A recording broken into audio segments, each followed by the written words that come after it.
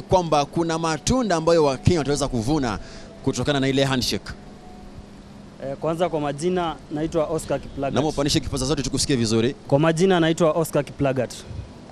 Na mimi ningependa kwanza wacha nichukue fursa hii kusalamia Wakenya.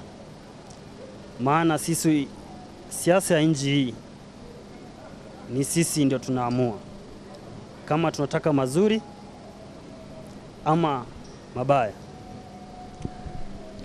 Mimi maoni yangu kuhusu let me call it handshake between Ruto na Raila.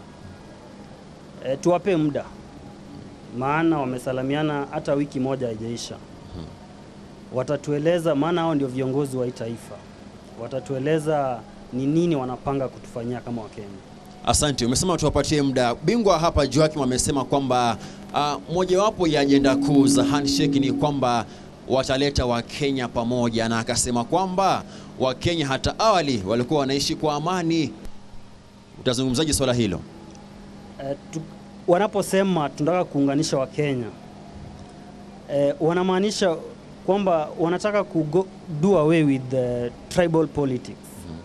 Isiwe tu kila mara tunasema sisi ndio tunaweka rais na sisi ndio tunatoa rais. Unaona, maneno kama hayo ni mambo ya kugawanya Wakenya. Yeah. Wacha pitisha kipaza sauti kwa bingwa, nitakuja kwako baadaye kwa maana naelewa kwamba nyinyi ni wa mrengo mmoja. Nipate kwa bingwa hapo, anajulikana kama Vincent Akech, Gen Z mwenyewe. Kauli yako nipi na ile handshake bingwa? Asante sana na salamu kwa wenzangu na nchi mzima. Mimi nikiangalia handshake baina ya Ruto na Raila, baina ya serikali na ODM, mimi nikitazama naona ya kwamba serikali ilishindwa kufanya kazi, na ndio manake ikaitisha usaidizi. Mimi ningeona ya kwamba haina haja tuzidi kulipa ushuru, na serikali yenyewe imesema kwamba kutekeleza yale ambayo wao walisema wenyewe imewashinda. Kwa hivyo mimi sioni kama ni kuna ubaya wowote ule kwa serikali kushirikiana na upinzani. Pale ambapo tunaona serikali haishirikiani na upinzani, unaangalia nchi ya Uganda. Besigye mwenyewe mpaka wa leo Besigye hakai mtu, anakaa mtu ingine. Kama hatutaki Raila Amolo Odinga akae kama Besigye wa Uganda na tuendelee kuishi kama Uganda, basi sisi kama wananchi wa Kenya, iwapo serikali imechaguliwa, hakuna upinzani, hakuna serikali. Sisi wote kama wa Kenya inafaa kwamba tunaungana pamoja ili tusaidie serikali pale ambapo wakitisha usaidizi. Na mimi nimeona nchi iko sawa. Kwa hivyo ingekuwa mbaya sana tutuzidi kusema serikali inafanya vibaya na sisi hatutaki kusaidia serikali yenyewe. Nitarudia katika swala zima hilo la kwamba serikali imeshindwa, na baadaye labda endapo mwaka wa 2027 kama mtakuwa na uhuru pia kumpigia kura yule ambaye mnadhani kwamba ameshindwa, mpatie nafasi mwenzako hapo kidogo. Nitarudi kwako na hilo swali. Anaitwa Sungu Oyo. Bingwa, kauli yako ni ipi kuhusiana na ile handshake? Handshake ilivyotangazwa ama njia namna ile ambayo handshake imetangazwa ni kwamba inafaa kuunganisha Wakenya. Lakini handshake tukiangalia kikamili na kikamilifu, handshake ni mbinu ya kuwaunga tabaka moja la watu, wale ambao wamekalia nafasi za kisiasa, wale ambao wameshikilia sekta za kiuchumi, na wale ambao wamekuwa katika harakati za kufikisha Kenya katika hii shida ambayo tuko nayo hapa. Walianza hapo awali na ripoti ya NADCO na wakapeana, lakini NADCO report sisi kama wananchi tunaona ni tu marriage certificate ya dictator Ruto na mfanyibiashara Raila. Asante. Kabla nirudishe kwa Isa hapa, Raila juzi aliweza kusema kwamba yeye hakumfuata Ruto, ni Ruto alimfuata. Je, unaungana na kauli yake kwamba serikali imeshindwa? Ni wazi, ni jambo la wazi, serikali imeshindwa. Asante. Si mambo ambayo inaweza kafichwa, lakini nikiongezea tu kidogo, Raila pia hizi akasema kwamba hakufuata Ruto, ni Ruto alimfuata, kwa sababu liwe liwalo bado wanafanya kazi pamoja na wamesema kwamba wataungana. Kile ambacho angefanya ni kuunga sauti zile jitihada za Gen Z za kuikomboa Kenya na kuitengeneza nchi mpya, kwa sababu ile Kenya ya kitambo imeenda. Asante. Nije kwa Isa sasa kabla nirudi kwa mabingwa niko nao hapa. Kwanza kauli yako nipi ni ile handshake, na unijibu kwanza leo uniambie, je, unadhani ni serikali imeshindwa? Raila alisema ni Ruto alimfuata, si yeye kumfuata. Naam, shukran sana, natumai ubuheri wa afya. Mimi ningependa kusema hivi. Kwanza, ili taifa lina muundo yake na msingi wake. Na ndiposa Kenya ni Kenya, Tanzania ni Tanzania, Uganda ni Uganda, Somalia ni Somalia, ingawaje wote ni majirani. Kwa kauli yangu ninasema hivi.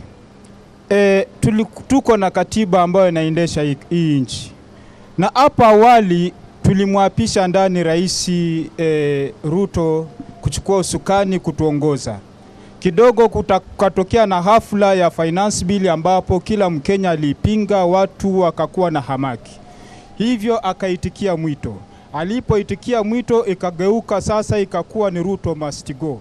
Basi akasema kama ni hivyo, njoni basi tuzungumze, tuweze kuketi chini na kurekebisha, maana nchi ni yetu. Ndiposa akasema sasa kuanzia hivi sasa serikali si ya Kenya Kwanza, ni serikali ya broad based government.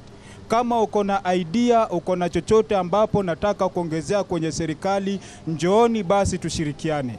Nakumbuka kulikuwa na kikundi kilikuwa kinajiita Gen Z, kile kikundi kikakuwa na hamaki mingi sana.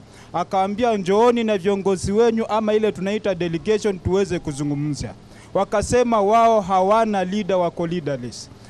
Akawaambia basi mkuje kwenye kikao cha space tuweze kuongea. Wakadinda na kukataa. Basi akasema Gen Z sio kikundi peke yake Kenya hii. Kuna activist wako, kuna vyama ziko, kuna washikadau tofauti, kila mtu alete maoni yake. Sasa serikali ni broad based. Ndiposa chama cha ODM kupitia kwa Mheshimiwa Raila Amolo Odinga akakubaliana kwamba yeye ataingia kwenye serikali, alete yale maoni yake na technocrats wake waingie ndani ili waweze kujenga taifa. Baana at the end of the day sisi sote tuna jukumu la kujenga taifa. Ndiposa tukaona Mheshimiwa Mbadi akawekwa pale, kwa Mheshimiwa Paranya, Mheshimiwa Hassan Ali Joho kutoka upande wa upinzani wakaingia ndani. So kwa hivyo ndivyo ilivyo. Lakini sio kusema kwamba Raila Amolo Odinga aliingia ndani kwa hali ya handshake kukandamiza wa Kenya, hapana. At the end of the day hata yeye ni Mkenya kama mimi. Asante. Na ana haki zake za kisiasa kuingia kwenye broad based government. Kabla tuendelee, je, nadhani kwamba ana nguvu ya kutetea wananchi kama alivyokuwa awali? Ile nguvu ya upinzani bado ipo kama yuko serikalini? Kumbuka kwenye katiba yetu hatuna pahali ambapo tunazungumzia kitu kama upinzani. Hakuna nafasi ambao upinzani imepewa ama allocation yote imepewa kwenye katiba ya 2010. Hapo tusikizane kwanza. Ni kumaanisha ya kwamba tuna serikali lakini hakuna nafasi ya upinzani. Asante. Tuko pale tuna majority leader na minority leader. Asante. So kwa hivyo hiyo responsibility ni ya minority leader. Wacha nije kwa bingwa hapa Joakim. Wanasema kuna kura ya kupata urais na kuna kura ya kutawala nchi, ambayo hiyo ya kutawala nchi nguvu nyingi ziko na wabunge, idadi ya walio wengi kwenye bunge la kitaifa, na tayari tumeweza kuona kwamba mahakama iliweza kuamuru kwamba Azimio ndio wengi kwenye bunge la kitaifa. Je, unadhani kwamba ile handshake labda ilikuwa hofu ya kwamba ile miswada ya serikali haitakuwa na penya, ama ilikuwa kwaje? Je, ilikuwa hofu ya rais kwamba ajenda za serikali hazitapenya kwenye bunge la taifa ndio maana kufanya handshake? Kiongozi ambaye tuko naye katika nchi, kiongozi ambaye ni wa kidikteta, ambaye hapendi dhana za kidemokrasia ziwe zinapewa kipaumbele. Na iwapo Azimio ingepewa majority status parliament, then yeye angekosa ile nguvu ya kupitisha zile agenda ambazo anataka zipite za kumfaidisha yeye. Na kwa sasa vile tunaongea, the whole political class kuna ile inaitwa unity of convenience, kwamba ilikuwa ni lazima waje pamoja against the ordinary people, kwa sababu azma ya wanasiasa inakinzana na azma ya wananchi wa kawaida. So wananchi walikuwa wanadhani kwamba Azimio ikipewa majority status parliament itawasaidia wananchi wa kawaida kupitisha agenda ambazo zinahusu mwananchi wa kawaida. Lakini kwa sababu rais ambaye yupo akiangalia hata faidika na hizo hoja za mwananchi wa kawaida, ilibidi mtafute kiongozi wa upinzani wa ODM Raila Odinga, wawe na mazungumzo, watengeneze hii ndoa yao inaitwa broad based. Asante. Wacha nije kwa Nafula Wafula. Walisema kwamba hawalengi kujipatia nafasi za uongozi, lakini kwenye ile ripoti ya NADCO ni wazi kwamba inalenga kubuni nafasi nyingi sana za uongozi. Je, unadhani Wakenya walihadaiwa, walipatiwa asali kwa kisu, wakalamba na sasa wanamwaga wino? Ndio hiyo sasa. Kiswahili yangu yani chop chop chop. Lakini naweza sema hivi niko na mtoto. Nikipa mtoto wangu ugali haezi, anasumbua kidogo Ukiweka nyama afu uweke ugali kidogo huko nyuma atameza. Wakenya tumepewa NADCO report. NADCO report iko na recommendations zile wamesema, sio? Lakini ukiangalia hizo recommendations, katikati ya hizo recommendations ni hilo swala la power, kuongeza positions zingine serikalini. Ndio maana nasema hii maslahi si ya Wakenya. Mbona tukue na report na recommendations, saa zile the simple thing, kitu cha kufanya ni kutekeleza katiba. Kila kitu iko kwa hiyo report. Kila kitu ina deal na inequality, kila kitu ina deal na freedom of expression, watu wasiteswe ama wasichapwe wanapoenda kuprotest. Ipo katika katiba, kwa hivyo hatuhitaji recommendations mengine. So wanatumia hii report kuweka kule ndani, kuficha huko ndani ile nia ya ukweli. Na mimi naweza sema hivi, kuna approach mbili. Rais anaweza sema anatumia approach yake ni ile Machiavellian, yani ile the end justifies the means, na end yake ni kupata kura 2027 ya Wakenya, sio? Na hii side nyingine ni ku make sure wame protect interests zao kama wanasiasa. Yote ni mali, yote ni pesa, lakini Mkenya ako wapi? So ukiangalia kitambo, Wakenya tulikuwa tunafuata tu kama bridesmaids kule nyuma. Huku opposition wakiamka waseme tuende maandamano, tunaenda. Huku waamke waseme hapana wametukosea, tunaenda. But sasa vitu zimebadilika kwa sababu Wakenya wameamka, na Wakenya kuamka inamaanisha hata kukue na muungano ama handshake gani, Wakenya wanajua kile wanachotaka. Kwa hivyo handshake na kila kitu kilichofichwa kule ndani ya handshake haita change. Asante. Wacha nije kwa Isa sasa. Pia wewe kusana ile ripoti ya NADCO, pia walikupatia asali kwa kisu kalamba? Kumbuka kwamba NADCO report tuangalie ndiposa ije chanzo chake kilitokea wapi. Tukishajua kwamba chanzo chake kilitokea wapi, hapo ndio tutajua ya kwamba hii NADCO report ni nini, ilikuwa inatatua nini. Nasikia hapo. Kumbuka wakati hii serikali ya Kenya Kwanza ilipokuja kwenye usukani, tuko na rais na makamu wake.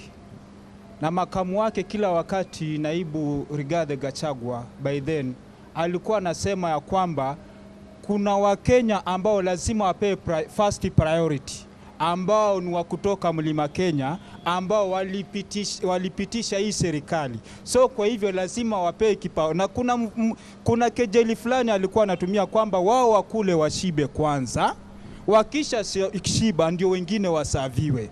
Ndiposa sasa upande wa vyama ambao zilikuwa upande wa upinzani zikakuwa na hiyo kero. Ndiposa watu wakaenda kwenye maandamano kupinga hilo jambo. Ndiposa sasa serikali ikakubali kama ni hivyo tukae chini tusikizane, tufanye rearrangement. Asante. Kuna Wakenya ambao pia wameweza kuwasili kwa wingi kabisa. Naomba upatie mwenzako kipaza hapo kando yako, pia waweze kupaza sauti yake, alafu utapatishia wengine hapo waweze kutoa maoni yao. Pia bingwa, jina lako nani? Na nianze na kukuuliza ile handshake inakufaidi kwa vyovyote? Jina langu ni Philip Omolo. Mimi kama mwananchi wa kawaida naweza sema ground hatupati any difference. Hatupati any encouragement kutoka kwa viongozi. Hatushikwi mkono na viongozi. Viongozi wanatupita kwa mahewa. Sasa handshake kama bila handshake tupate support, you know. Let's have support, you know. Asante. Mwenzako hapo nyuma pia aweze kupata kauli yake. Jina lako nani? Na pia walisema ile handshake inalenga kutatua masuala mengi. Mojawapo ni gharama ya maisha na pia vile vile ajira kwa vijana. Je, unadhani ni kweli? Asante sana. Kwa majina ni Philip Kwena, kama mwanasiasa Karura Westlands constituency. Mimi ningependa tu kusia mambo handshake. Nikisema ya kwamba uweze fanya handshake leo alafu uweze kusema ya kwamba inafaidi ama isifaidi. Because mimi handshake ya kwanza ilikuwa ya hayati Mheshimiwa Mwai Kibaki. Na hiyo handshake tuliona ile maneno ambayo ilifanya. Hii ya Mheshimiwa Uhuru ilikuwa haikuwa handshake ambayo ilikuwa na MOU kama hiyo tumeambiwa. Sasa mimi ningependa, kwa sababu sasa tumeambiwa kwamba hawa watataka kuleta peace. Tungewapatia time, kwa sababu kuna zile vitu ambao wamesema wameagree. Tuwapatie muda. Tuona kwamba hizi vitu wamesema kama mwaka moja, vitu zitabadilika ama zitabadilika. Kwa sababu hawezi fanya handshake 1 week alafu tuanze kusema kwamba hawawezi. Naomba nikuulize swali. Umesema haijakaa sana hii handshake, lakini kulikuwa na handshake nyingine ambazo ziliweza kukaa. Kulikuwa na handshake mwaka 2001 na hayati Mzee Moi, kulikuwa na handshake pia vile vile na hayati Mzee Kibaki ambayo iliweza kuwahusisha pia aliyekuwa kipindi kile rais wa Jamhuri ya Muungano wa Tanzania Benjamin Mkapa, alikuwepo pia Kofi Annan. Hizo handshake ambazo zilikuwepo na pia ya Uhuru juzi zilizaa matunda, kulikuwepo na tofauti yoyote ambayo bila shaka tutaweza kushuhudia kwamba hii ambayo imefanyika juzi itaweza kuzaa? Kuna tofauti yoyote? Kwa maoni yangu naonelea kwamba ile ambayo ilikuwa ya Kibaki naweza sema ilikuwa na matunda kidogo, kwa sababu ilikuwa na mkate nusu na ilikuwa na memorandum of understanding. Ile ambayo tuliambiwa tuliagiri hii na hii, na tuliona kwamba haikuwa mbaya. Kwa hiyo kipindi ya mwisho ambapo Mzee Kibaki alikuwa kwa uongozi. Asante. Mpatie mwenzako hapo kando kidogo pia bingwa hapo. Jina lako nani? Kwanza suti nzuri kabisa. Jina lako nani? Na pia vile vile ile handshake itazaa matunda, kwa maana si ya kwanza hii. Kwa majina mimi naitwa Edgar Ignatius Otieno, mkaaji wa Nairobi, lakini kule nyumbani mimi natoka Busia County, Butler Sub County, natoka Marachi West Ward. Na mimi ni mwanasiasa. Hii 2027 naenda kuwania UMCA Marachi West Ward. Pambana na majenzi. Yes. Kwa jambo la handshake, mimi nitasema ndivyo kidogo ndio, lakini si bado kama mtu wa kutoka Busia, sisi pale matunda haijafika pale. Nimeona ni wembe ni ule. Mtu akiingia pale kwa table anavuta kamba kwenda pande zake. Manake nitasema ndivyo kwa sababu mimi kama mchuuzi wa Nairobi, zile maandamano zilikuwa zinatuaffect sana wachuuzi na wafanyabiashara wa Nairobi. Hiyo animosity haiko.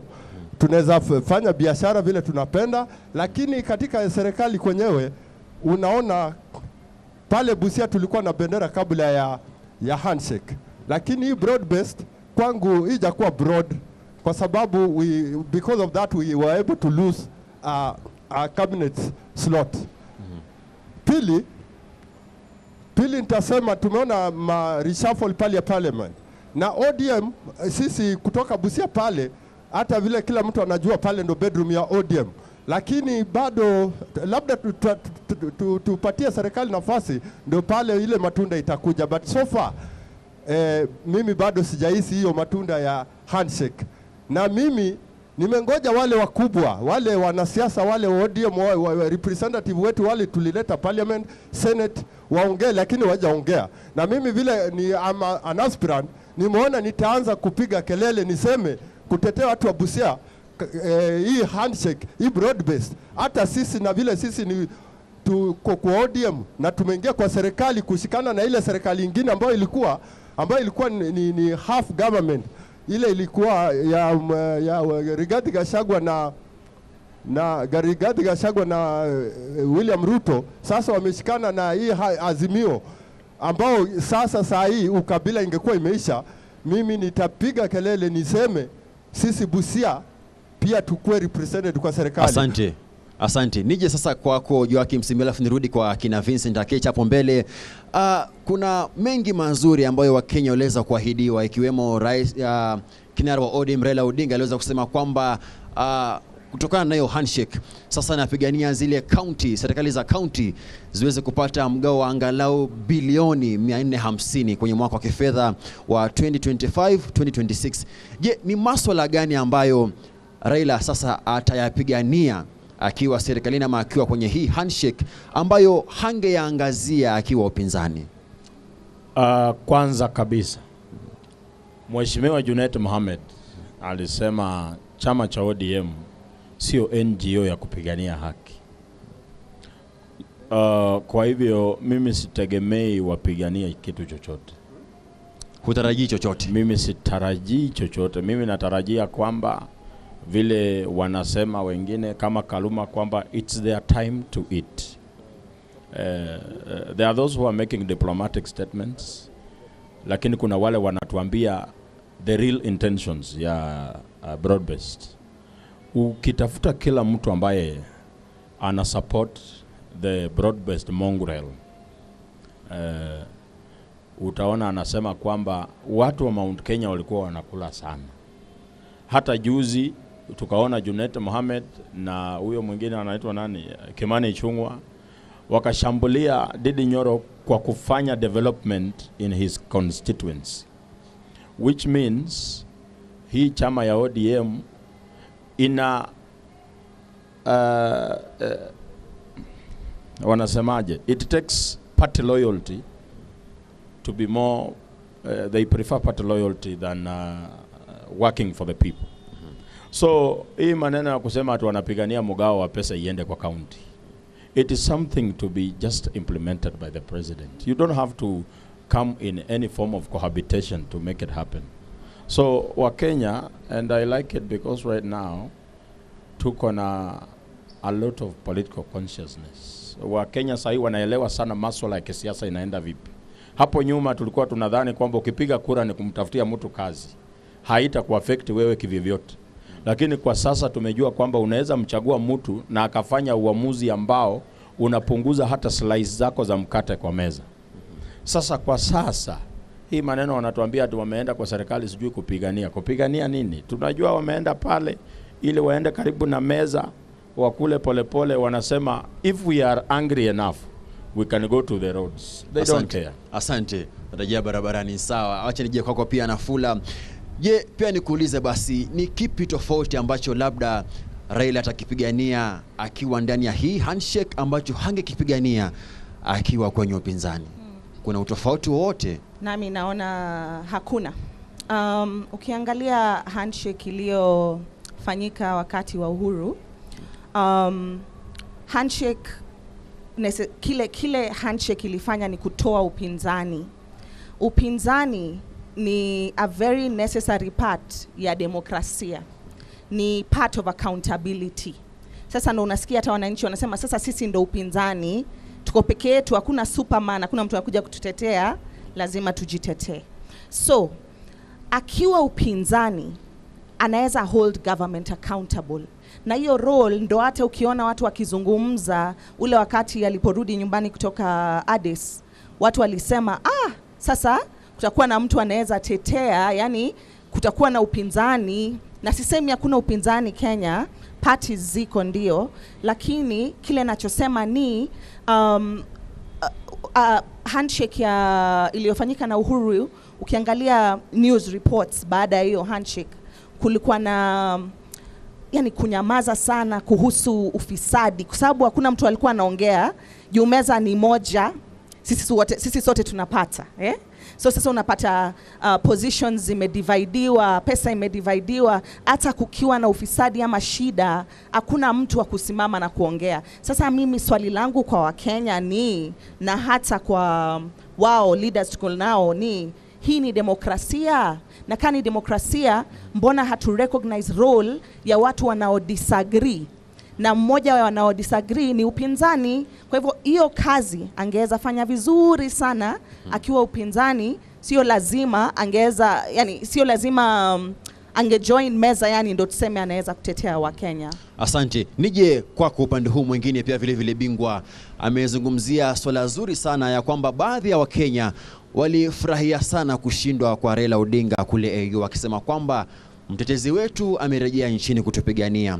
Na wao Wakenya pia baadhi wanahisi kusalitiwa baada ya Raila Odinga kushikana mikono na Mheshimiwa Rais William Ruto. Je, unadhani yupo kwa kutetea Wakenya hivi sasa kama wengi wanahisi kusalitiwa?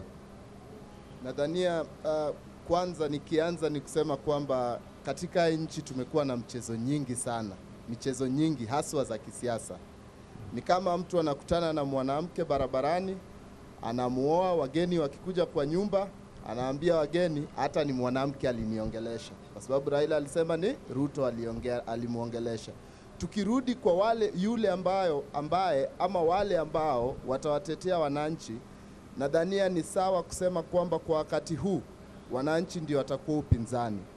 Kwa sababu wanasiasa wameshikana pamoja kulinda tumbo zao na kulinda maslahi yao. Tuko na katiba kama nchi. Mambo yote ambayo NADCO report inasema, mambo yote ambayo wanasiasa wamesema watatatua kupitia handshake, Ruto na Uhuru, ukiangalia vizuri, katiba ikifuatwa kuanzia mwanzo hadi mwisho, hizi shida hazitakuwa. Wabunge wa upinzani na wa serikali wako bungeni, wanalipwa ili kuweza kuangalia kwamba yale mambo ambayo yanaendelea serikalini yanaendelea kwa njia upi. Wabunge wanasema kwamba lazima washikane na serikali ndio waweze kupigania wananchi. Kwa hivyo mimi naweza nikasema tu kwamba enyewe tumedanganywa, tumefanyiwa mchezo kubwa, na ile la muhimu sana nikimalizia ni kwamba hiyo NADCO report na handshake ambayo imeifuata, ukiziangalia zinakiuka katiba. Zinakiuka kipengele cha 10 article 10 national values kwa haswa kuhusu demokrasia, na article 3 kwa sababu wanataka kulipanga serikali upya, rearranging government without popular consensus. Asante. Nipate pia kauli ya jirani yako hapa. Pia vile vile kidogo tafuna kuja kwa kumalizie. Amesema kwamba ni wanasiasa wamejiunga. Sasa ni kama ni vita vya wananchi ambao ni kama ndio ni upinzani dhidi ile tunasema ni political class. Je, unamuunga mkono ama kidogo kuna maoni tofauti? La kwanza ni naheshimu maoni ya kila mtu hapa. Lakini muungano wa Raila Amolo Odinga upinzani na William Ruto inatupea nafasi ya kuona kwamba ule urais wa Raila Amolo Odinga ingekuwa urais aina gani. Of course, number one, tumeona urais wa Ruto ingefeli kwa sababu it has failed. Hii second half inatupea ruhusa ya kuona ya kwamba Raila kama ataongoza nchi atakuwa kiongozi aina gani. Kwa hivyo mimi ningeambia Wakenya ya kwamba Raila kuungana na Ruto ni ile wanasema kwa lugha ya Kimombo, killing two birds with the same stick. Asante. Nipate kauli ya Bingo hapo nyuma, nitakuja kwako bro. Bingo hapo nyuma kuna jamaa ni yupi? Wacha nipate jirani yake hapo, huyo nyuma hapo nyuma. Jina lako nani? Yupi? Upande huu mwingine. Na ambao kuna Bingo hajazungumza hapa. Kauli yako ni ipi? Jina lako nani na kauli yako ni ipi? Kwanza niambie unasema kusikusana ile handshake. Unadhani hiyo handshake inakufaidi kwa vyovyote? Asante. Kwa jina naitwa Kevin Odhiambo. Mimi ni mwanachama hodari wa ODM. Kwa kujibu swali lako, handshake imeleta vitu mingi. Katika maisha hakuna kitu mzuri kama amani. Katika maisha hakuna kitu mzuri kama amani. Unaweza kuwa na gorofa, unaweza kuwa na pesa mingi, unaweza kuwa kimamlaka, lakini kama huna amani ni kazi bure. So binafsi kikwangu naona handshake imeleta amani. That is the very first thing. Kuna bingwa ameuliza hapa, kwani Wakenya kitambo walikuwa wanapigana? Of course, tumeona. Umesahau? Na je, unadhani kwamba hii handshake itapunguza kwa vyovyote gharama ya maisha na vijana wapate ajira? Mimi nimeuliza. Na uniambie kivipi? Kwa maana wengi wanauliza. Unaona, kuweka handshake maisha hawezi rudi chini. Hiyo ni kazi ya wanabunge. Kwa hiyo kidogo unakinzana na kauli ya Mheshimiwa Raila Odinga kwamba ile handshake itapunguza chini gharama ya maisha. Ni wabunge wajipange na wananchi. Kwanza ile kitu nataka kusema, mimi sijaona handshake kama imefanyikana. Vile kitu niliona ilifanyika KICC, it's working agreement of political parties. Working agreement. Ndio nikuulize, hiyo working agreement itapunguza kwa vyovyote gharama ya maisha na vijana wapate ajira? Kupunguza kwa agreement, kupunguza kwa hali ya maisha, hiyo ni kazi ya serikali na kazi ya wabunge. Yes. Kwa hiyo Wakenya walidanganywa. Sorry? Kwa hivyo Wakenya walidanganywa. Ipi? Kwamba kusema kwamba hayo makubaliano yao yatapunguza chini gharama ya maisha, Wakenya wataishi kwa umoja na amani, watapunguza ukabila na vijana watapata ajira. Wakenya walidanganywa. Nikiangalia nimesema ile kitu iliandikiwa kwa KICC ilikuwa working agreement. Lakini walisema ile working agreement itapunguza chini gharama ya maisha, Wakenya wataishi kwa amani na vijana watapata ajira. Itakuwa. Sababu gani nasema hivi? Sababu wabunge sasa watasikizana kwa mwelekeo mmoja. Bill italetwa, wasikizane, hiyo ndio itakuwa ni jambo. Hakuna upingamizi sasa itakuwa. Kwa hivyo serikali lazima iteleta ile kitu inafaa wananchi. Asante bingwa. Nipate kauli ya mwenzako hapo kando kidogo, alikuwa na ngangana sana kutoa maoni yako. Jina lako nani na uniambie maoni yako ni yapi kuhusu ile handshake? Ndio umeingia sasa hii. Majina yangu ni Mwangangi kutoka Makueni. Hii sioni hiyo handshake ikileta manufaa yote. Mbona? Juu tumedanganywa sana. Wamekudanganya kivipi ndugu yangu? Ukiangalia vile maisha iko, tumedanganywa sana. Kwanza unaona watoto tunasoma, tunaharibu fees mingi. Ukienda huko kwa makazi utapata ni wazee wako huko. Wazee wanafaa kuwekewa miaka kama ni 50, wakifika 50 wanatoka, wanarika wanaingia bwana. Wewe uone hiyo? Sawa. Wacha nipate kauli, ananyosha mkono hapa bingwa, nipate kauli yake vile vile. Maoni yako ni yapi? Nikirudia majina, naitwa Edgar Ginisha Zotieno. Mimi kwangu handshake, hii handshake hii ambayo imefanyika juzi, it is not news to me because I expected it.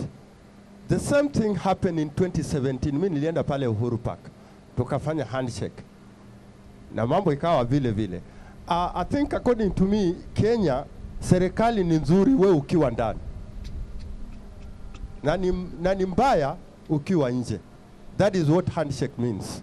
Na mimi kama mfuasi wa ODM ambao unatoka Busia pembeni ya bedroom ya ODM, I'm crying that we need to be remembered kwa sababu we were casualties. Busia is known as a bedroom ya ODM.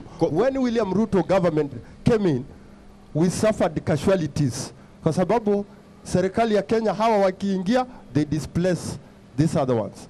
Sisi Busia, because we are associated with ODM, some of our people in government, in businesses were displaced. And when the handshake has happened, somehow we are not being recognized as members.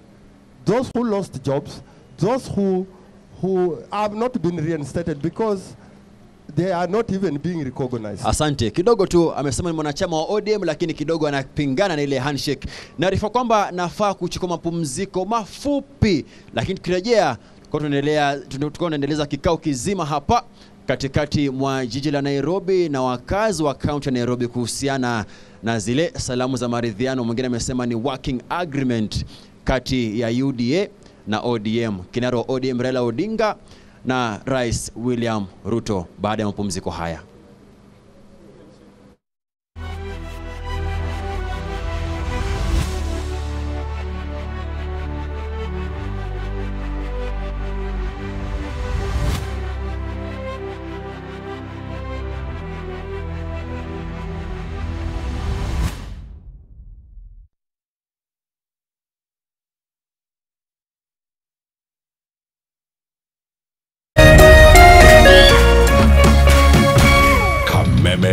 TV Muthegi wa Rũrĩrĩ.